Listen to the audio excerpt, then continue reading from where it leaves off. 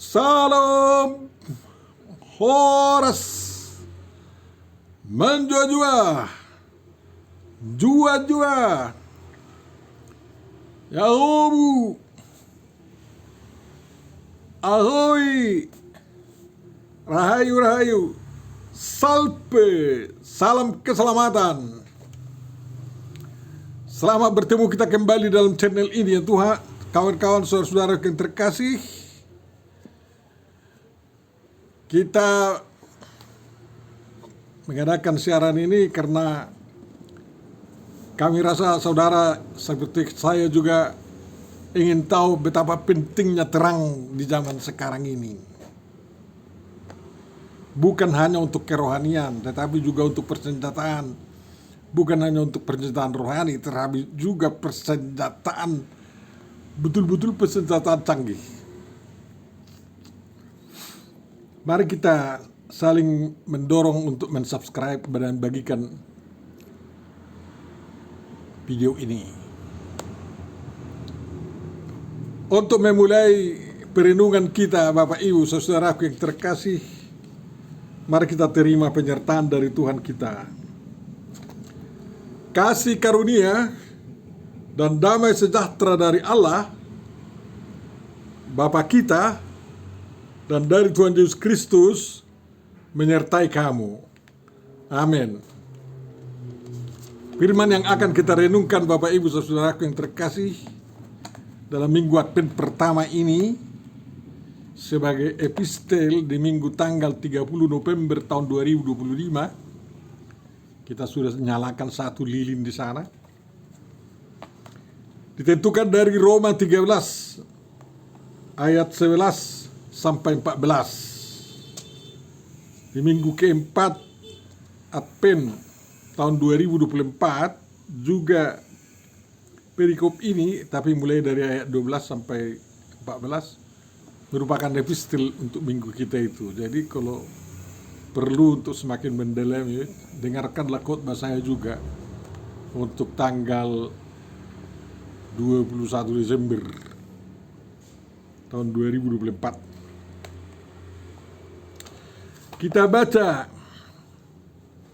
Roma 13 ayat 11 sampai 14. Kasih adalah kegenapan hukum Taurat. Harus ini kamu lakukan karena kamu mengetahui keadaan waktu sekarang, yaitu bahwa saatnya telah tiba bagi kamu untuk bangun dari tidur. Sebab sekarang keselamatan sudah lebih dekat bagi kita daripada waktu kita menjadi percaya. Hari sudah jauh malam, telah hampir siang. Sebab itu marilah kita menanggalkan perbuatan-perbuatan kegelapan dan mengenakan perlengkapan senjata terang. Marilah kita hidup dengan sopan seperti pada siang hari. Jangan dalam pesta pora dan kemabukan. Jangan dalam percabulan dan hawa nafsu. Jangan dalam perselisihan dan iri hati. Tetapi kenakanlah Tuhan Yesus Kristus sebagai perlengkapan senjata terang. Dan janganlah merawat tubuhmu untuk memuaskan keinginannya. Demikian firman yang akan kita renungkan, Bapak Ibu, saudara-saudariku yang terkasih. Yang berbahagia adalah orang yang mendengarkan, memelihara, memahami, menghayati, mengamalkan dan melakukan firman Tuhan dalam perbuatan-perbuatan baik. Amin. Tuhan Bapa Surgawi, terima kasih atas firman yang telah dibacakan untuk kami. Buka hati dan pikiran kami memahami firman-Mu, menghayatinya, sehingga kami bisa menggunakan senjata perlengkapan terang dalam kehidupan kami sekarang ini. Amin. Saudara-saudariku yang terkasih, tema kita mengatakan berjalan dalam terang Tuhan. Harus kita perhatikan zaman kita sekarang. Itu tegas dikatakan Paulus.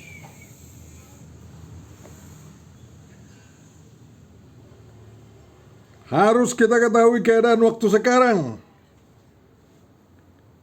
sehingga kita bisa bangun bukan untuk tidur atau mati. Bukan untuk terlena tapi terjaga.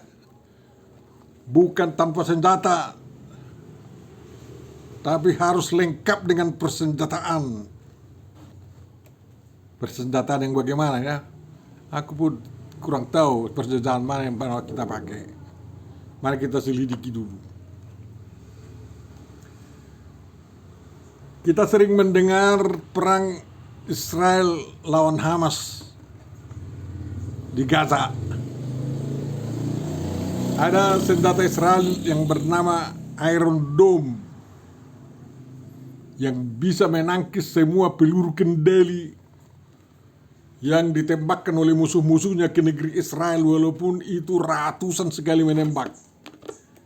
Tapi Iron Dome itu bisa terus menghancurkan peluru-peluru kendali itu di udara sehingga tidak meledak di darat. Tapi mahalnya bukan main.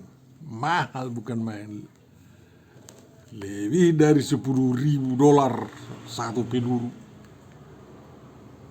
Lalu bangsa Israel menciptakan sekarang ini senjata dari terang, dari sinar terang. Dan Amerika mengikutinya maupun Cina menirunya. Namanya Iron Beam, di mana sinar terang digunakan untuk menghancurkan peluru-peluru kendali yang ditembakkan ke Israel. Entah ratusan atau ribuan itu bisa diserang. Karena apa? Senjata terang mereka yang terbuat dari sinar laser yang luar biasa itu menghancurkan hulu ledak. Dan harganya katanya sangat murah. Paling-paling hanya $100 satu sekali tembak, dibanding $10.000 satu sekali tembak Iron Dome. Jadi mereka sekarang ini berlomba perang lawan apa? Perang dengan senjata terang lawan terang. Ya, Palestina tidak mampu membuat senjata seperti itu. Maka sampai sekarang masih kalah. Jadi senjata terang itu harus diolah kan? Harus dibikin menjadi teknologi yang paling canggih. Tercanggih sekarang di dunia. Sehingga senjata-senjata penghancur kepada umat Tuhan tidak mempan. Itu yang sangat perlu kita renungkan sekarang. Perhatikan zaman sekarang katanya. Sudah terlalu banyak kegelapan, kejahatan. Ya. Dunia sekarang sangat gelap. Ekonomi, perdamaian tidak ada. Perang luar biasa. Berlomba senjata untuk menghancurkan dunia, bukan untuk menyelamatkan dunia. Kan kayak gitu. Jadi luar biasa sekarang ini. Kita yang Kristen harus punya senjata terang. Akulah terang dunia, karena kata Tuhan Yesus kan. Makanya Tuhan Yesus kita harus gunakan sebagai senjata terang melawan segala peluru kendali dunia ini. Dan kita harus mampu mengolah, mau Tuhan Yesus diolah ya, agar bisa digunakan sangat canggih mengalahkan dunia gelap yang dibikin oleh agama-agama palsu. Kepercayaan palsu dan lain-lain. Maka Bapak Ibu Saudaraku yang terkasih, entah kau ateis, entah kau religius, entah kau seorang Kristen yang dari sekte manapun, ya, entah kau yang memakai kalung-kalung salib, walaupun gerejamu sesat, seperti Mormon, Saksi Jehovah, ya, gereja gereja Allah yang maha kuasa katanya. Harus kau perhatikan ini. Jangan main-main. Dunia mau melenyapkanmu sekarang ini. Sampai sekarang kaum Nebayot terus berusaha untuk melenyapkanmu. Lihat sekarang di Nigeria, di Sudan, oleh Boko Haram. Dan sampai sekarang ISIS terus bergerak untuk menghancurkan umat Kristen. Dan kita harus bisa menangkisnya dengan senjata terang. Ya. Banyak kali musang-musang dalam bidang keagamaan sekarang ini. Musang-musang, kalong-kalong yang senang dengan kegelapan. Mereka mencari nafkah dari kegelapan itu. Karena banyak bender-bender yang membiayai hidup mereka yang bergerak dalam kegelapan itu. Kegelapan narkoba pun begitu. Makanya Bapak Ibu janganlah terlena lagi. Harus bangun. Ya. Kalau kamu baru bangun kurang sadar, cuci muka kau. Ya, artinya bikin fresh dulu iman percayamu itu ini. Dalam otakmu, dalam batinmu. Baru bangkit. Mulai mengerjakan pekerjaan dalam rangka menyelesaikan segala kegelapan itu. Agar hidup keluargamu, hidup pribadimu, hidup kelompokmu, hidup negaramu benar-benar bisa terang. Dan setiap senjata kegelapan mau menyerangnya hancur sendiri sebelum meledak di tanah, di dalam hidup manusia.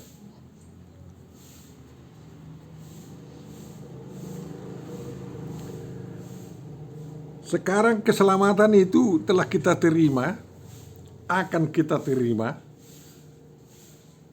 dan sudah kita terima, karena kita hidup dari iman kepada iman, selalu di-refreshing iman kita. Dan sesuai dengan refreshing iman kita itulah, makanya keselamatan kita selalu di-refreshing oleh Tuhan melalui kuasa Roh Kudus. Sehingga kepada jemaat di Roma yang sudah menerima keselamatan dari Kristus, Paulus mengatakan, sudah lebih dekat lagi bagi kita keselamatan itu dibanding pada waktu kita menjadi percaya. Kapan kita mengaku percaya? Di gereja kita sewaktu kita naik siri. Kapan kita dimasukkan ke dalam kerajaan Tuhan? Sewaktu kita dibaptiskan. Dibaptiskan berarti nama kita dituliskan dalam buku kehidupan itu. Lalu kita teguhkan iman percaya kita sewaktu kita konfirmasi, naik siri, ya. Dan keselamatan itu terus akan kita nikmati sampai akhir hidup kita di dunia ini. Bayangkan saya selalu membayangkan bahwa besok aku harus mati, akan mati. Sehingga saya tetap lebih dekat kepada keselamatan itu sekarang. Kalau Tuhan masih memperkenankan saya hidup beberapa puluh tahun lagi, walaupun sudah 71 tahun sekarang, itu berarti saya harus terus mendekatkan diri kepada keselamatan yang mendekat kepada saya oleh Kristus. Sehingga tidak ada peluang dalam hidup saya sebagai peluang tidak percaya. Dan kalau tetap teguh dalam kepercayaan, senjata kegelapan tidak bisa masuk dan tidak bisa meledak dalam diri saya. Karena apa? Senjata Iron Beam ada dalam diri saya yang bisa saya tembakkan menghancurkan sekarang hulu ledak daripada iblis zaman modern sekarang, kan kayak gitu. Dan memang zaman sekarang ini zaman modern, kegelapan dunia kuno sudah tinggal. Makanya kita di siang hari kesiangan modern ini, terang modern ini, kita harus bekerja dengan cahaya terang modern juga.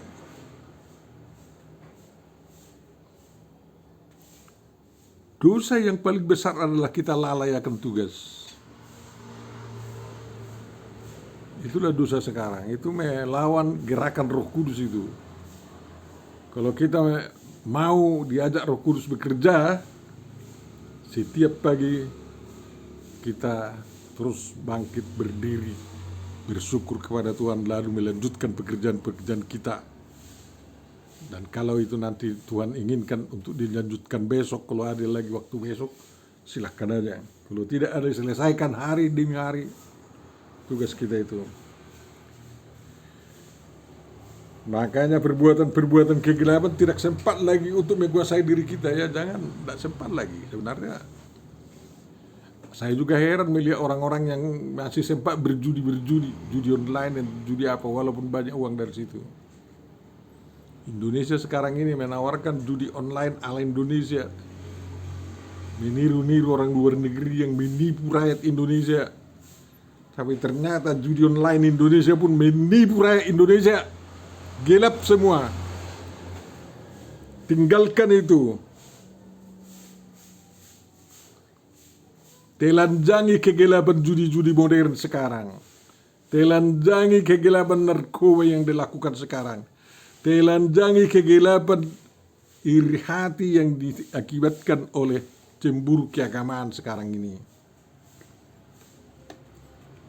Untuk mengalahkannya tentu senjata terang. Perlengkapan itu harus lengkap. Ya. Harus lengkap. Kalau kita mau berperang pun harus ada senjatanya, kan. Jadi perlengkapan untuk senjata terang itu harus ada. Nah, itu perlengkapan untuk senjata Iron Beam juga sangat modern. Sampai nanti bahwa tenaga sinar yang dikeluarkan oleh Iron Beam itu digerakkan oleh sinar laser kan nanti. Karena ada kegagalan bergerak bekerja itu Iron Beam kalau mendung matahari, kan kayak gitu. Sehingga nanti sinar lasernya, sinar nuklirnya dibikin untuk meneranginya. Tapi harus canggih, semua harus canggih kan, dan ilmu itu diberikan Tuhan untuk kita ketahui. Jangan kalah dengan orang Israel. Tentu saja kita harus jadi hidup sopan lah, tidak gumarapus. Ya, bagaimana hidup sopan sekarang ini? Diam-diam mengembangkan ilmu buatan dalam negeri. Jangan disombong-sombongkan. Ya. Kalau ada temuan-temuan, jangan disombong-sombongkan, dipestaporakan, enggak. Tapi kembangkan secara sopan tanpa mengganggu kepentingan orang lain. Kita senang dengan ada Bobby Bos sekarang ini. Tapi Menteri SDM kita dicoba dulu 8 bulan lagi katanya. Heran kita itu. Ya cobalah. Harus ada kendaraan untuk mencobanya. Harus disediakan Menteri SDM untuk itu sebenarnya. Sedikitnya mobilnya satu, dikasih satu ini, tolong dipakai dulu Bobi Bos untuk menjalankan mobil saya ini. Harus gitu kan? Jangan hanya koyok-koyok. Pesta pora adalah mempoya-poyakan keberuntungan yang diperoleh sehingga semua sia-sia. Banyak sekali keberuntungan dihasilkan oleh Pertamina, tetapi dipoya-poyakan oleh para koruptor itu, diam-diam digerogoti. Ngeri juga itu. Di rumah pun jangan begitu, ya. Kalau seorang bapak mendapat pendapatan, memperoleh pendapatan yang legal, dikasihlah untuk kesejahteraan keluarganya. Jangan digunakan untuk hal-hal yang tidak berguna. Merokok 5 bungkus satu hari, minum tuak 50 galon satu sekali minum, ya. Akhirnya tidak sadarkan diri mabuk-mabuk. Saya pernah ke Papua, ya. Adalah orang tergeletak di selokan yang kering. Tanya sama adikku, siapa itu? Pendeta itu, Pak. Katanya sama aku, malu aku. Kalau ada pendeta di Tapanuli kayak gitu, terus masukkan lagi liang lahat, ya kan? Warga kita larang mabuk-mabukan. Kalau pekerja, petugas Tuhan, jadi mabuk-mabukan, segera antarkan ke liang lahat. Jangan apa? Karena itu adalah pengkhianatan kepada Tuhan. Untuk apa dia ada di dunia ini kalau mabuk-mabukan? Terima kasih sekarang ini sudah semakin jarang saya lihat pendeta yang mabuk-mabukan. Dulu waktu saya ketua pendeta masih banyak orang, ya. Banyak pendeta yang kesenangannya minum tuak aja. Sekarang ini sudah agak lumayan berkurang saya lihat. Mudah-mudahanlah lenyap semuanya. Orang Batak tidak mengajarkan mabukan, walaupun penghasil tuak terbesar di Sumatera Utara. Apa? Bikin tuak takasan. Tuak natonggi itu 2 macam tuak yang digunakan oleh orang Batak. Sehingga tuak yang mengajak kesopanan itu, kehormatan, bukan mabuk-mabukan, bukan pesta pora, bukan tenggen-tenggen, ya. Kita dilengkapi Tuhan dengan hawa nafsu, bagus itu. Tapi jangan gunakan hawa nafsu itu menjadi percabulan, ya. Nafsu bikin nafas yang bagus. Nafsu kan nefes. Ada nafsu makan, ada nafsu minum, ada nafsu. Memang ada nafsu seksual, tapi harus menjadi berkat seksual kita itu. Jauhkan diri dari perselisihan dan iri hati. Itu apa berselisih kaum beragama dengan umat beragama lainnya? Tidak menghantar kita ke surga itu.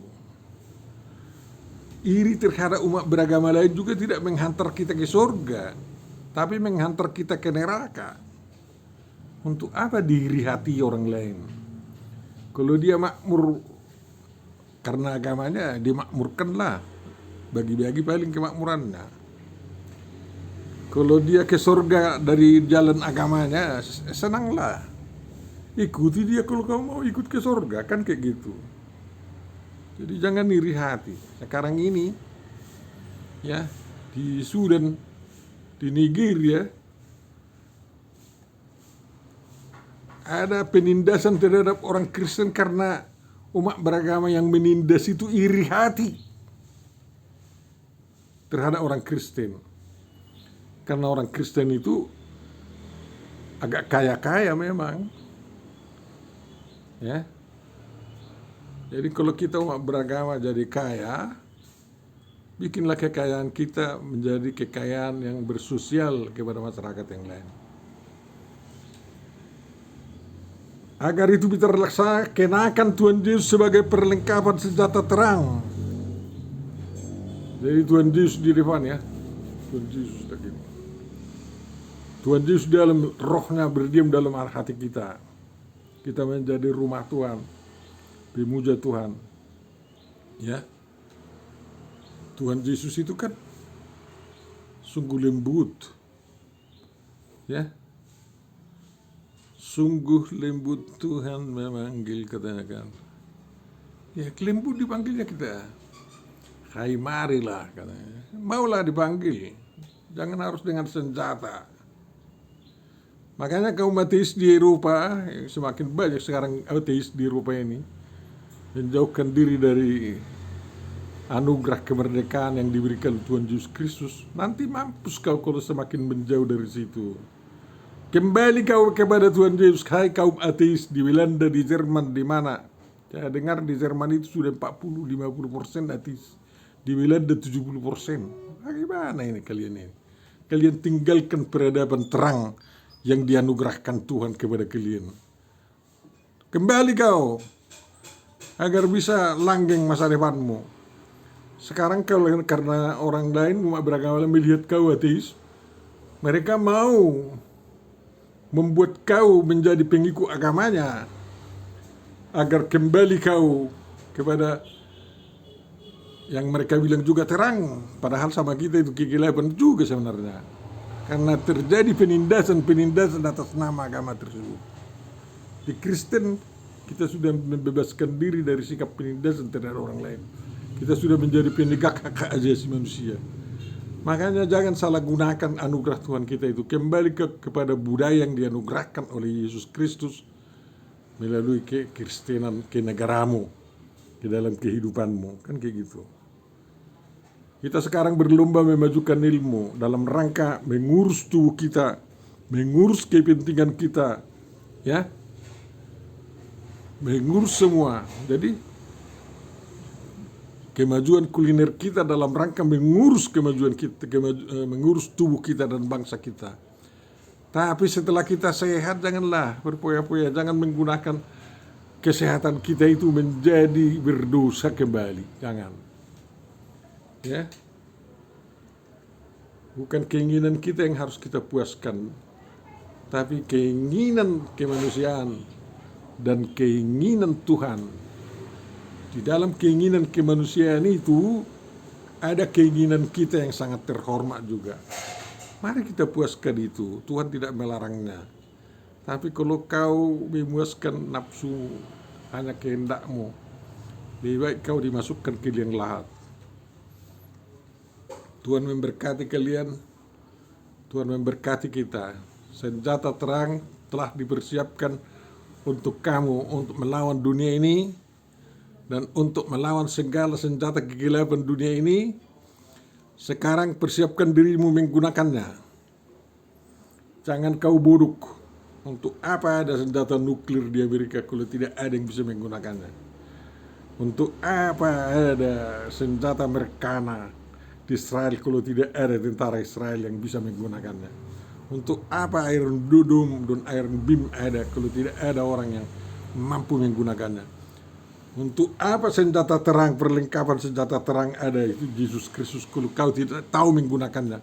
Makanya kau belajar menggunakan senjata terang, perlengkapan senjata terang yang telah disediakan oleh Tuhan. Tuhan memberkatimu dalam mempersiapkan diri dan memegang senjata terang yang dari Tuhan kita. Amin. Terima kasih Tuhan atas renungan yang sampai kepada kami, dimuliakanlah nama-Mu dan berikanlah berkat-Mu kepada kami. Anugerah dari Tuhan kita Yesus Kristus, kasih setia Allah Bapa dan persekutuan Roh Kudus menyertai dan memberkati kamu sekalian.